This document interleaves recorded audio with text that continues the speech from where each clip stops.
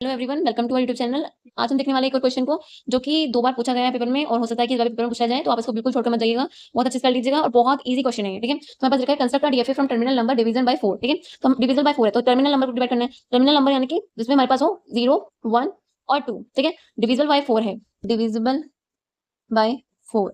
Divisible by 4 में हमारे पास आएगा 0, 1, 2 और 3, मतलब जो भी हमारे पास दे रखा हो डिविजिबल में, उससे हमें एक नंबर कम लिखना होता है, ठीक है? और टर्मिनल नंबर में बताता है 0, 1, 2 होते हैं, बाइनरी नंबर हमारे होते हैं 0 और 1। और अगर इसमें हमारे पास ये भी पूछा जाता है कि डेसिमल नंबर दे रखे हो, तो डेसिमल नंबर होते हैं हमारे पास 0 से लेकर 9 तक, ठीक है? अगर आपको किसी में पूछेगा तो आपको बस इसी तरह से सॉल्व करना है। और इसके बाद हम बनाएंगे इसमें यहाँ पे ट्रांजिशन टेबल बना लेंगे तो उसका ट्रांजिशन डायग्राम बनाना काफी ईजी होता है। यहाँ पे बन जाएगा फिर हमारे पास क्यू नल, यहाँ पे हमारे पास ये क्यू नोट, Q1, Q2 और Q3, क्योंकि हमें यहाँ पे स्टेट 3 रखने हैं, यहाँ पे हमारे पास लिखे थे।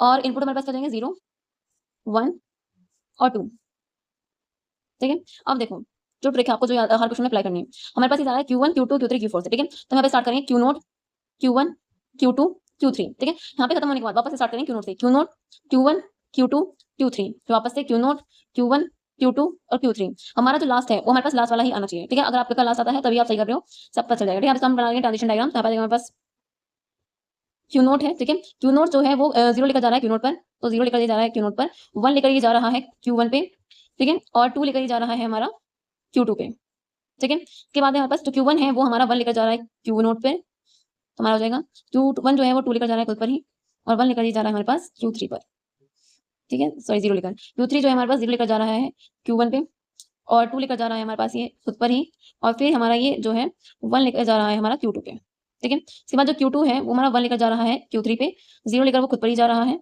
और 2 लेकर वो जा रहा है हमारे पास Q नोट पर, ठीक है? एक और चीज़ आपको याद रखनी है जिसमें भी हमारा आता है डिविजिबल, डिविजिबल बाय 3 या बाय 4, तो हमारे पास में फाइनल स्टेट जो है हमारे पास इनिशियल स्टेट ही हमारे पास फाइनल स्टेट होती है। अगर आपको पूछा जाता है क्वेश्चन में कि नॉन डिविजिबल बाय 4, तो कुछ नहीं करना, बिल्कुल सेम ऐसे ही क्वेश्चन होगा, बस यहाँ पे जो हमारे पास ये नॉन फाइनल स्टेट है फाइनल बन जाएंगी, और जो हमारे पास फाइनल स्टेट है हमारे पास नॉन फाइनल बन जाएगी, ठीक है? Thank you.